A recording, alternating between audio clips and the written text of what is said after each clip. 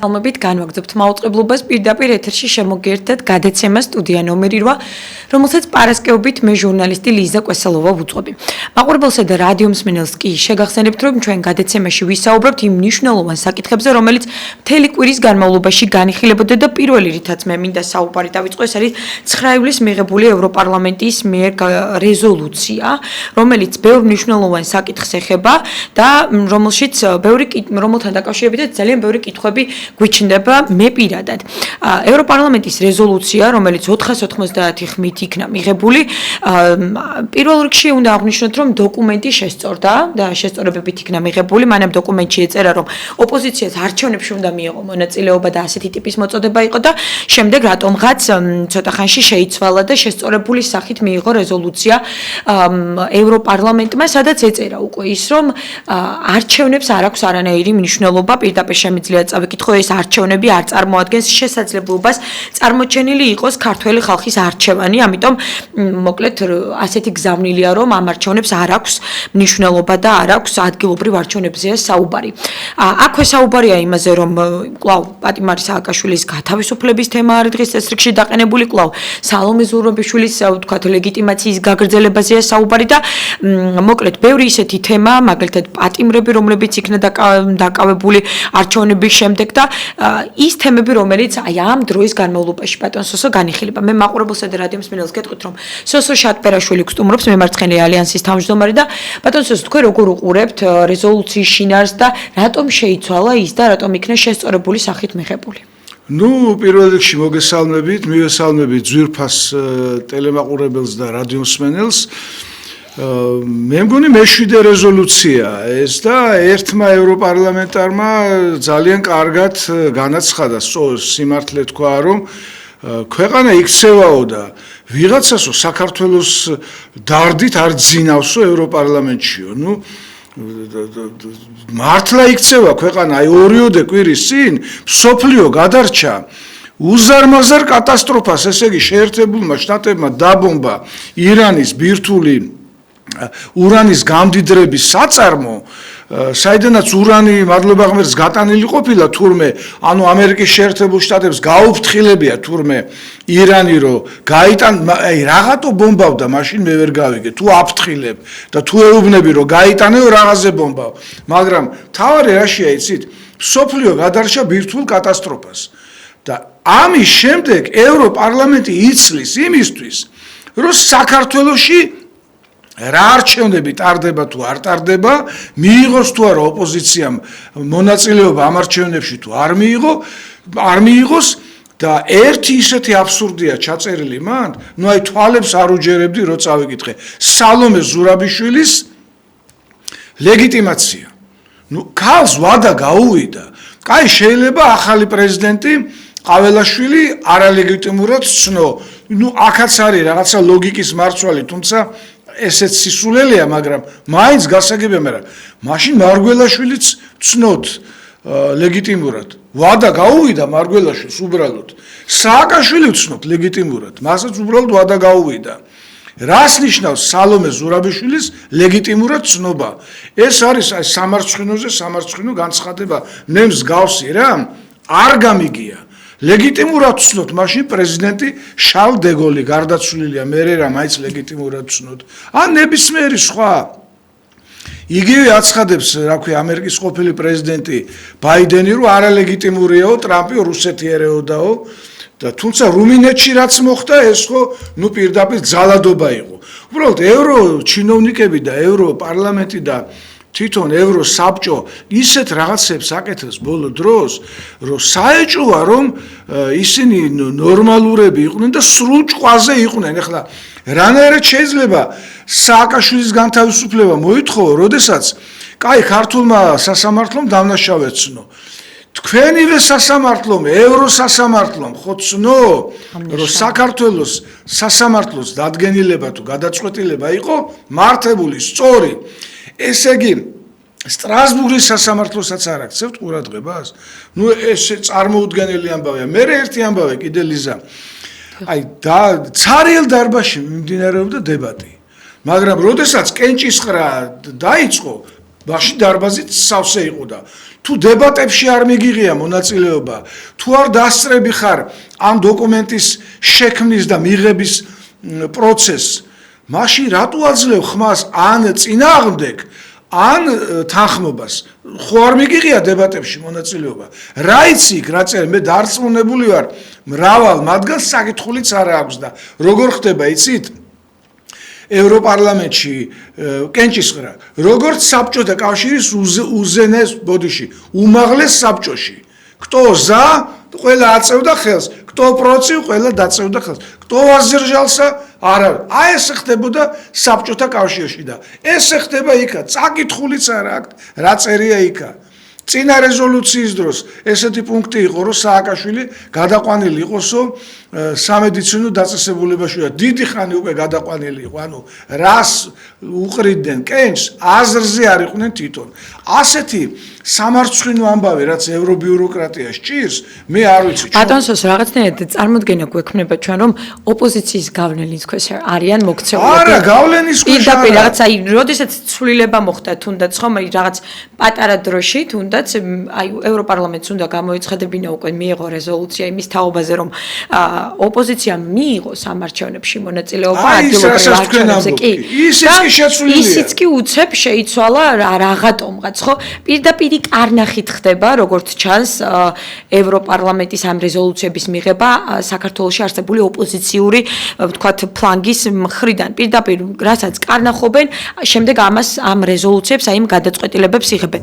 პირველში რა მინდა გკითხოთ, როგორ მიიჩნევთ ამ ყველაფერს, როდესაც ევროპარლამენტი საქართველოში დაგეგმილ არჩევნებთან დაკავშირებით ასეთი ტიპის განცხადებას აკეთებს, რომ ეს არჩევნები არ წარმოადგენს შესაძლებლობას ქართველი ხალხისთვის.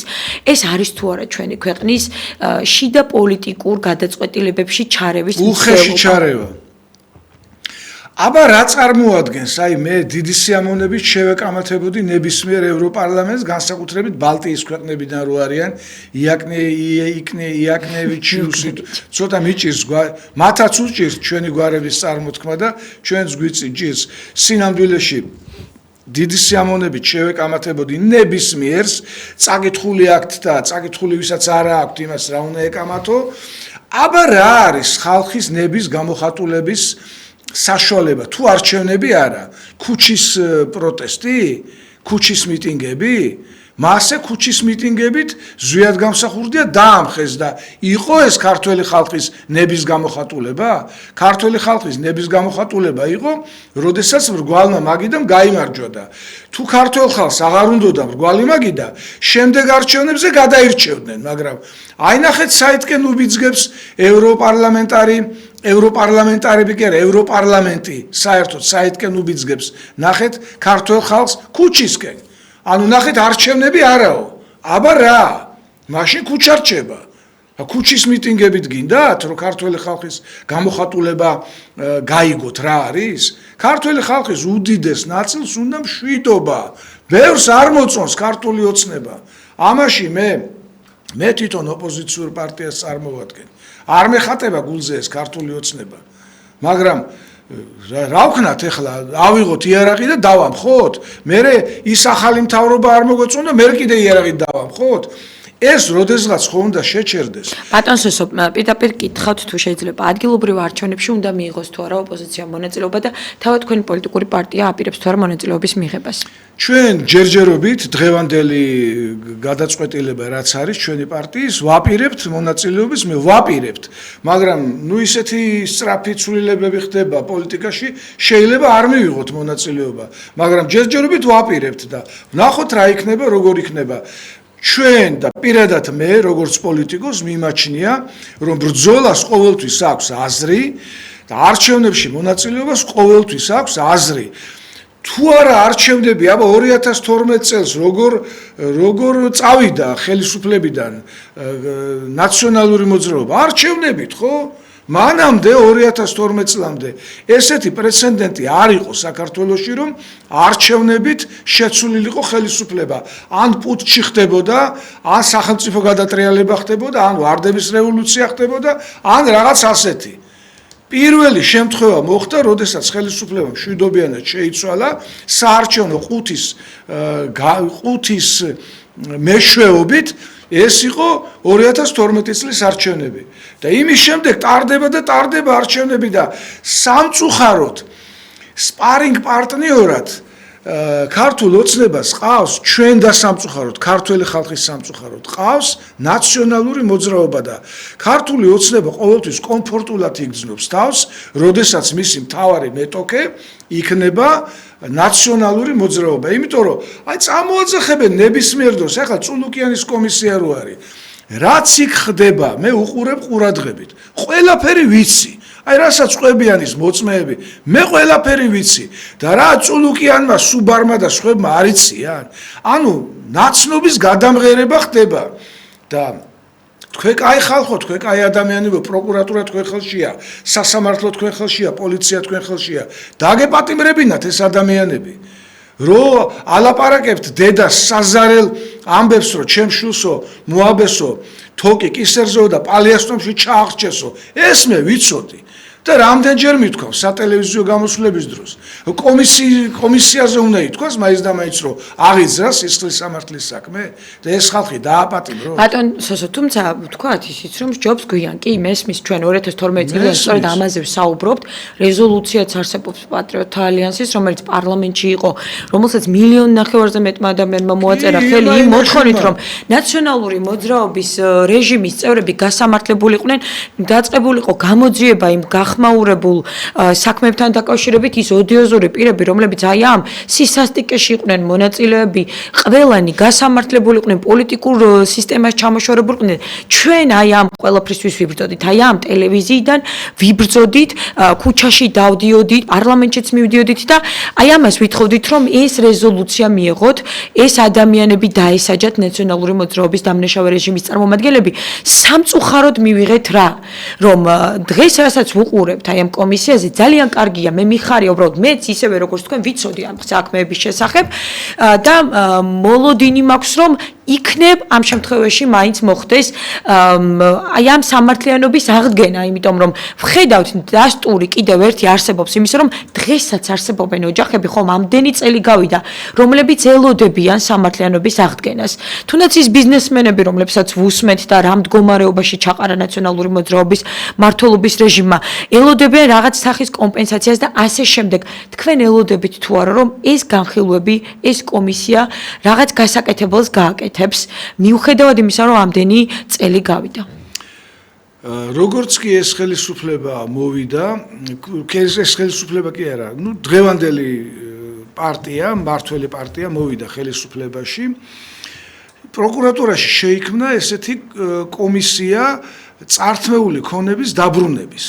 და იმდენად ნელა მუშაობდა, რომ მე როგორც პოლიტიკოსი დავინტერესდი ამით, მივედი ეკონომიკის სამინისტროში და გამოვითხოვე სია იმ ბიზნესმენების და იმ ფირმების, იმ შეპსეების, რომლებმაც 1 ლარად თავისი ქონება აჩუქა სახელმწიფოს, ან 0 ლარად, ანუ გადასცა საჩუქრად სიმბოლური ფასიც კი არ გადაუხდია. აი 300 გვერდიანი ესეთი დოკუმენტი გადმომცეს ეკონომიკის სამინისტროდან, მაშინ კვირიკაშვილი იყო ეკონომიკის მინისტრი. და მუდმივად აი ასე ვთქვათ, მხედველობის ქვეშ ჰქონდა, კონტროლის ქვეშ ყავდა, ძალიან ნელა მუშაობდა და როდესაც 5 თუ 6 წელიწადი გავიდა, რაც პროკურატურაში ეს კომისია შეიქმნა, მხოლოდ 1% გამოდგა დაბრუნებული ქონებისა. ეხლა komisia მიმდინარეობს და აბა ვნახოთ ველოდები აი თქვენ სწორად აღნიშნეთ ჟობს გვიან ვიდრე არასდროს. ხა თუ არასდროს არ მოხდა, ესო ტრაგედია. ჟობს გვიან, მაგრამ მე თვითონ მრავალ სატელევიზიო გამოსვლაში გვარებს ვასახელებდი, რიყეზე რამდენ ადამიანს დაუნგრიეს რესტორანი და კომპენსაცია არ მისცეს, მეტროდელისთან დაანგრიეს ბიზნეს ობიექტები და კომპენსაცია არ მისცეს. ქალაქ სიღნაღში რო ამაყობდა ჩვენი ძვირფასი პრეზიდენტი სააკაშვილი, რომ სიყვარულის ქალაქი ავაშენეო, რამდენი სიბოროტე ჩაიდინეს იქ სიღნაღის ცენტრში, ჩამოართვეს ძალიან ბევრს. ქონება და გასაგებია შეიძლება ჩამოართვა, იმიტომ რომ გინდა სიღნაღის გალამაზება, მაგრამ ის ადამიანები უარზე კი არ იყვნენ. კი ბატონო, წაიღონ ჩვენი ქონება, მაგრამ კომპენსაცია გადაგვიხადონო. კომპენსაცია არ არის გადახდილი და ვეუბნებოდი, ვახსენებდი ჩვენს დღევანდელ ხელისუფლებას. მიხედეთ იმ სიღნაღის დაზარალებულებს, მიხედეთ ბათუმში დაზარალებულებს, მიხედეთ რიყეზე დაზარალებულებს, მიხედე ამას, მიხედე იმას და აი კუსნაბიჯით ფეხს ითრევდნენ. არ ვიცი რა ხდებოდა და ეხლა კომისიაზე გამოდიან და კიდევ ერთხელ საზოგადოებას ახსენებენ რა ხდება, თუმცა მე მაინც ვთვლი რომ კომისიის მუშაობა საჭიროა, იმიტომ რომ თქვენ იცით ეს, იმიტომ რომ ჟურნალისტი ხართ და დიდი გამოცდილება და დიდი ინფორმაცია გაქვთ. მეც ვიცი, პოლიტიკოსი ვარ, დიდი ინფორმაცია მაქვს, მაგრამ ახალგაზრდა თაობამ არ იცის. და კარგია თუ ახალგაზრდები usmenen და ხვდებიან ვისთან ქონდა ჩვენ 9 წელიწადის განმავლობაში საქმე. ესენი იყვნენ მკვლელები, წამელები, გამაუპატიურებლები და ერთ-ერთი საერთოდ ისეთ საქმეზეა დაპატიმრებული ცოლის გაქირავებაზე. ეს საქართველოში ეს არის სასწაული ვინმე უჩა ჯაფარიძე. არ ვიცი და თვითონ იღებდა ცოლს აქირავებდა და თვითონვე უღებდა კადრებს და ეხლა დღეს ეს უჩა ჯაფარიძე შეყვანილი ყავთ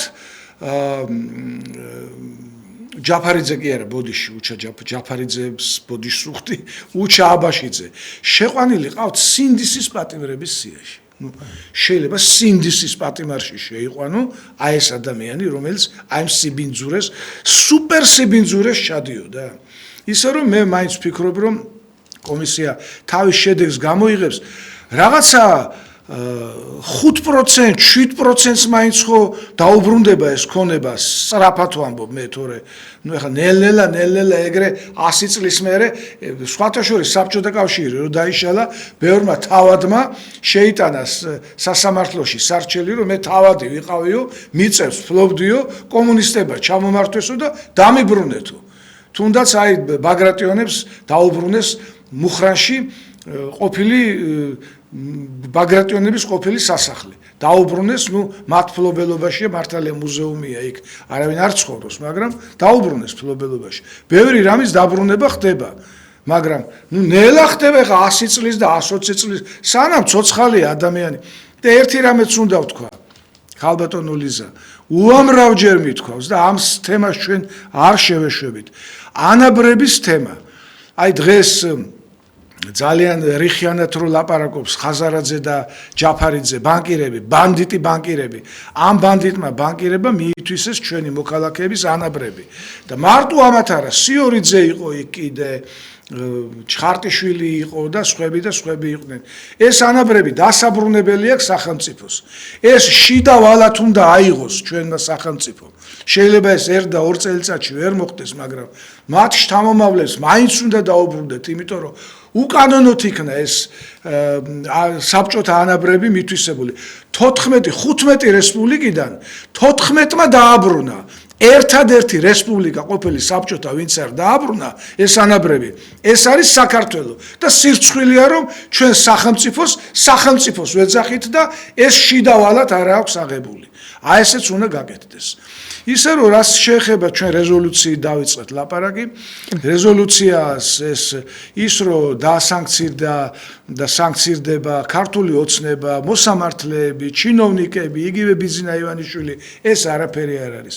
ყველაზე მთავარია რომ არ დასანქცირდეს ჩვენი ხალხი, უვიზო რეჟიმი არ გაუქმდეს და SWIFT-დან არ იქნას გათიშული საქართველო, რაც ძალიან დააზარალებს ჩვენ მოქალაქეებს. კი, ამაზე მინდა გკითხოთ. დაისჯება ჩვენი ხალხი და ხალხი არ უნდა დაისაჯოს. ბატონ სესო, ვხედავთ რომ წლების განმავლობაში ევროპარლამენტის პოზიცია ბოლო წლებში განსაკუთრებით იცვლება საქართველოსთან დაკავშირებით და ბოლო 1 წლის განმავლობაში მუდმივად ამ რეზოლუციებით ვხედავთ აი იმის ნათელ მაგალითს, ხომ? ამ შემთხვევაში აი თქვენც შიშები გაქვთ იმის თაობაზე, რომ ლოგიკურად შეიძლება ეს გაგრძელება მოყვეს იმ პროცესებს, რომელსაც ჩვენ თვალს ვადევნებთ, რომლითაც მუდმივად ვსაუბრობთ, რომ ასეთი ტიპის რეზოლუცია იქნა მიღებული, რომ ამას შეიძლება ეს მოყვეს, ხომ? რა შეიძლება გავაკეთოთ იმისთვის, რომ ეს ყველაფერი თავიდან ავირიდოთ? როგორ შეიძლება რაღაცნაირად ვთქვათ, იმ გზას დავუბრუნდეთ, რომელზეც მივდიოდით, საერთო ენა გამოვნახოთ, სახელმწიფომ რა შეიძლება გააკეთოს ამისთვის, იმიტომ რომ ჩვენ ვხედავთ რაღაცნაირად ქართულმა ოცნებამ ვერ შეძლო თუ არ ვიცი, ვერ გამონახა სასაუბრო ენა, ვერ დაამტკიცა თავისი სიმართლე, იმიტომ რომ ნაციონალურ მოძრაობას და იმიტომ რომ ოპოზიციას უფრო ძლიერი ლობიზმი აქვს ამ მიმართულებით, უფრო ბევრი მოკავშირე ყავს ევროპარლამენტში. რატომ ხდება ის, რომ ვერ გამონახეს მოკავშირეები, რატომ ხდება ის, რომ ხელისუფლებას, რომელსაც ძალიან დიდი რესურსი აქვს, აი ეს პრობლემა ვერ მოვაგვარეთ, რომ რაღაცნაირად მათ დაამტკიცონ ის ყველაფერი, რომ ჩვენი ქვეყანა არ არის ღირსი მაგალითად იმის რომ შეუჩერდეს ასე ვთქვათ თუნდაც ის სიკეთე რომელზეც თქვენ გაამახვილეთ ყურადღება და ვიზა ლიბერალიზაცია რომელიც ძალიან დიდი მონაპოვარია ჩვენი ხალხისთვის. სვიფტი რომ ეხლა ჩვენი აქედან წასული მოქალაქეები ემიგრანტები იქ მუშაობენ და პირდაპირ რიცხავენ პლასტიკური ბარათების მეშვეობით პირდაპირ რიცხავენ და ჩვენ რომ მოგზაურობთ ხოლმე პლასტიკურ ბარათებს ვიყენებთ ხოლმე დასავლეთ ევროპის ქვეყნებში ეს შეჩერდება შეწყდება ეხლა ეს შეჩერებული აქვს რუსეთს მაგრამ ნუ გასაგებია ეხლა რუსეთი ომობს და შეუჩერეს და სხვა მრავალი სანქციაც აქვს რუსეთს დაკისრებული მაგრამ ქართველებმა რა დავაშავეთ ჩვენ ხო არავისთან არ ომობთ პირიქით, ჩვენთან ომობდა რუსეთი, ჩვენ დაგვაკარგინა, ჩვენ წაგვართვა ტერიტორიები, რა ვიცი, ჩვენ გვემუქრება ყველა დღესაც ხან ვინ გვემუქრება, რომ დესტაბილიზაცია მოხდება ქვეყანაში და თანაც ამბობენ, რომ ჩვენ ქართველი ხალხის მეგობრები ვართო და აი ამ რეზოლუციებს ყოველ შემთხვევაში კონგრესში რაც მოხდა შეერთებული შტატების კონგრესში მეგობარი აქტი უწოდეს და ნუ თუ მეგობარი ხარ, მაშინ რატო ასანქცირებ ქართველ ხალხს? და კიდევ ერთი რამ უნდა ითქვას, აი თქვენ რა შეკითხვას დამისვით, რა უნდა გაკეთდესო? აი ამ ფონზე ქართული დიპლომატია სდუმს. აი როდესაც მიმდინარეობდა დებატები ევროპარლამენტში, ევროსაბჭოში და ევროსტრუქტურებში საქართველოს ყავს წარმომადგენლობა, ელჩები ყავს. სად იყო საქართველოს ელჩი? სად იყო საქართველოს წარმომადგენელი? მას კატეგორიულად უნდა მოეთხოვა ამ დებატების დროს სიტყვით გამოსვლა. და იმ სიტყვით გამოსვლის დროს უნდა დაემტკიცებინა, რომ ჩვენ ვართ მართლები და თუ სიტყვას არ მისცემდნენ, მეცაც გეტყვით, რადიკალური ქმედებისთვის უნდა, თუ სიტყვას არ მისცემდნენ, რადიკალურ ქმედებზე უნდა გადასულიყო და ევროპარლამენტის შენობის წინ შიმშილობა უნდა გამოეცხადებინა. მე მთელი მსოფლიო გაიგებდა, რომ ელჩი შიმშილობს, ეს უპრეცედენტო ამბავი იქნებოდა და მისცემდნენ სიტყვას.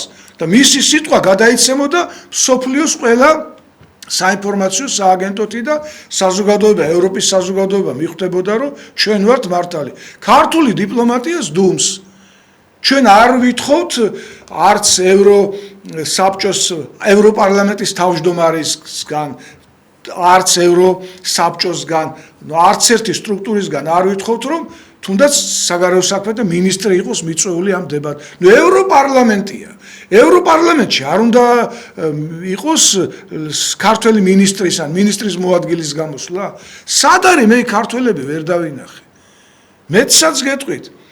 კონგრესში უნდა მოეთხოვათ, საქართველოს საელჩო ხო არის შეერთებულ შტატებში.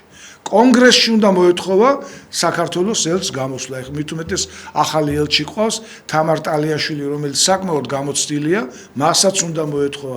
აი ამ ფონზე თქვენ რომ ეკითხებით ხალბატონო ლიზარო, რა უნდა ვხნათო? აქტიურობაა საჭიროა. დიპლომატიური აქტიურობა, აბა ეხლა ჩვენ იარაღს ვერ ავიღებთ და ტერორისტებად ვერ გადავიქცევით ქართველები. ჩვენ მშვიდობიანი ადამიანები ვართ, ქრისტიანები ვართ, მართლმადიდებლები ვართ.